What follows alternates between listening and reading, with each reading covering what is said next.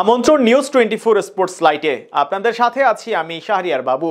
চলুন দর্শক জেনে নেই আজকের খবরের বিস্তারিত রিপোর্টের বাকি অংশে।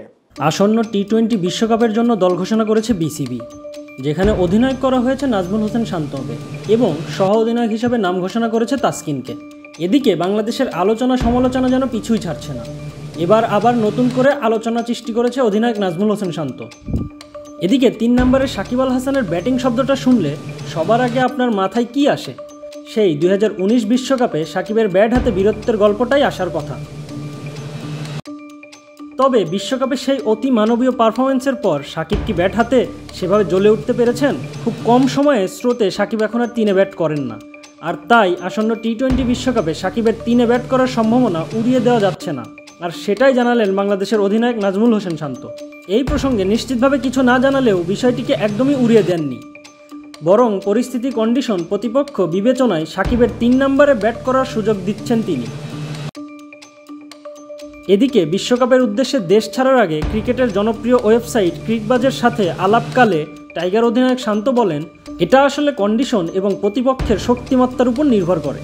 এছাড়াও নিজের ওপেনিংয়েও ফিরে যাওয়ার ব্যাপারে ক্রিকবাজকে শান্ত জানান, এটার ক্ষেত্রে অনেক বিষয় নির্ভর করছে।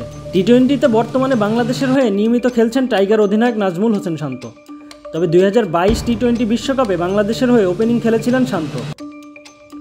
সেবার টাইগারদের হয়ে সবচেয়ে বেশি রান করেছিলেন তিনি। এরপর 2023 সালের বিপিএলেও বেশ ভালো করেন। এরপরই শুরু হয় আন্তর্জাতিক মঞ্চে শান্তর ভালো খেলা।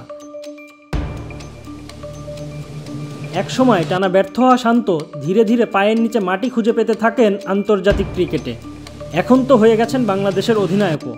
ওপেনিংয়ে শান্তর অতীতের সুখস্মৃতি এবং তার নিজের বক্তব্য থেকে তার ওপেনিংয়ে ফিরে যাওয়ার সম্ভাবনা একদম উড়িয়ে দেওয়া যাচ্ছে না। সেই সাথে নিয়মিত ওপেনিংয়ে লিটন দাস অনেকদিন ধরেই ছন্দে নেই।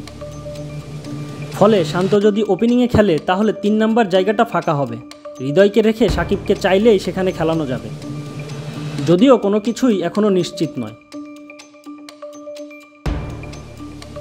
তবে শান্তর বক্তব্যে তিনি যেহেতু সাকিবের 3-এ খেলানোর সম্ভাবনা একদমই উড়িয়ে দেননি, ফলে এই ঘটনা ঘটার সম্ভাবনা কিছুটা হলেও আছে।